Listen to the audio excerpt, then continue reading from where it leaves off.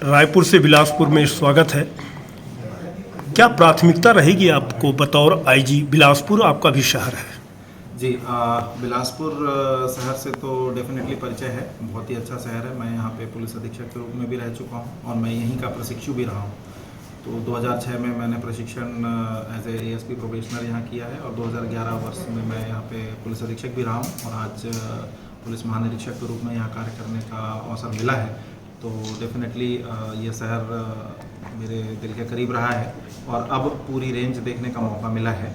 और बिलासपुर बड़ी रेंज है और प्रदेश के लिए महत्वपूर्ण रेंज है। जैसा कि आप देख रहे हैं, चुनाव का समय है और काफ़ी महत्वपूर्ण सीटें भी यहाँ पे हैं। चुनाव के लिहाज से महत्वपूर्ण ज़िले हैं और उन सभी का जो भी ज़िले की प्राथमिकताएं हैं, जो आज के डेट में 9 ज़िले हो गए हैं जशपुर सहित, सभी की प्राथमिकताओं का अवलोकन किया गया है। और पूरे रेंज के लिए हम ज़िलों के पुलिस अधीक्षकों के साथ तय करेंगे प्राथमिकताएं। मोटा मोटी अपराधों पे सक्रिय नियंत्रण बहुत ज़रूरी है, जो मैं चाहता हूं। और पुलिस का जो रिस्पांस है वो और सुधरना चाहिए।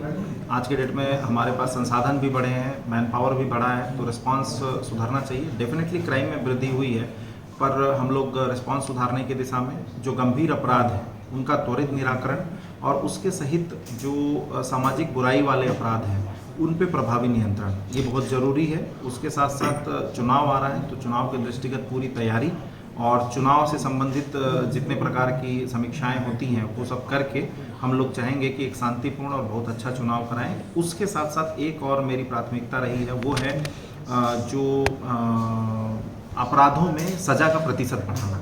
तो इन्वेस्टिगेशन का स्तर सुधारने की आवश्यकता है, मैं उस पर भी ध्यान। सर, ऑपरेशन निजात से बहुत कुछ सफलता तो मिलती नज़र आ रही है, लेकिन ऐसा क्यों लग रहा है कि अभी भी अपराध का स्तर वो जिस ढंग से अंकुश लगना चाहिए उसकी कमी में लाने के लिए आपकी क्या कोई रणनीति होगी? जी देखिए, क्या है कि निजात या इस तरह के अन्य जो प्रोग्राम कई जिला पुलिस अपनी चलाते हैं, काफ़ी सक्सेसफुल अभियान यहाँ के पुलिस अधीक्षक ने चलाया हुआ है। ये और भी जिलों में थे तो उन्होंने चलाया था। वो जो निजात अभियान है सराहनीय है, लेकिन चक्कर क्या है कि जो समाज है वो इसमें हम लोग सिर्फ ये एक पॉजिटिव थ्रस्ट देने के लिए कि मतलब आप जागरूकता फैला रहे हैं, कार्रवाई भी कर रहे हैं, लेकिन जो नशा का कारोबार करने वाले लोग हैं और नशे के कारण जो होने वाले अपराध हैं उनका थोड़ा गंभीर एनालिसिस जरूरी है और उसके बाद उस पर सख्त कार्रवाई की जरूरत है। लेकिन सर गली गली में गांजा तो मिल ही रहा है। हाँ, वो समस्या है। गांजा देखिए, क्या मैं इसीलिए बोल रहा हूँ ना, मोर देन अपराध सामाजिक बुराई के रूप में आ गया है। डिमांड एंड पूर्ति का नियम है। अगर गांजा पीने वालों की संख्या बढ़ रही है तो बेचने वाले रिस्क लेके बेचना शुरू कर देते हैं। ये मैंने कई जिलों में देखा है।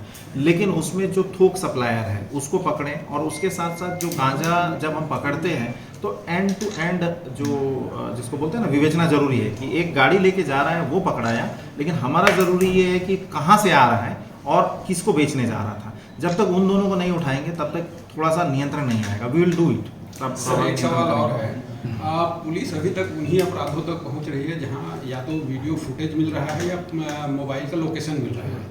जिसमें ये दोनों चीज़ नहीं मिल रही है वो पुलिस वहां पहुंच तक नहीं पा रही है। नहीं, मैं थोड़ा इसमें आपसे सहमत नहीं हूं, क्योंकि ऐसा नहीं है कि पुलिस सिर्फ वीडियो और ऑडियो फुटेज के दम पे काम कर रही है। पुलिस के अपने मैनुअल सोर्सेज हैं और मैं भी काम किया हूं। रायपुर रेंज में भी हमने कई केसेस निकाले थे।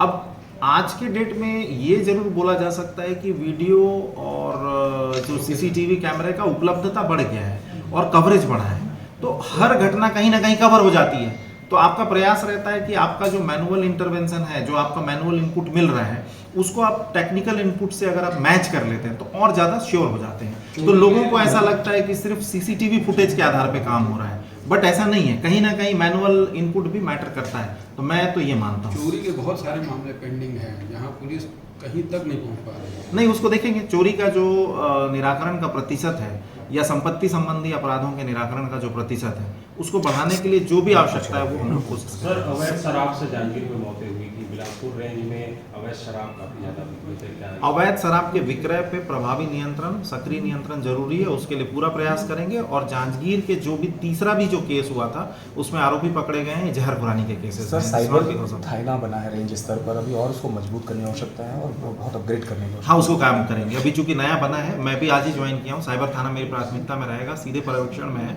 तो हम लोग कोशिश करेंगे जितने भी बड़े केसेस हैं साइबर थाने से लें और मतलब रेंज लेवल जो थाना है वहाँ से लें और अच्छा मैन पावर लगाए केसेस को सॉल्व करें। आप पुलिस कप्तान थे सर जब यहाँ, तो थानों की संख्या कमोबेश यही रही होगी, 2-1 छोड़कर।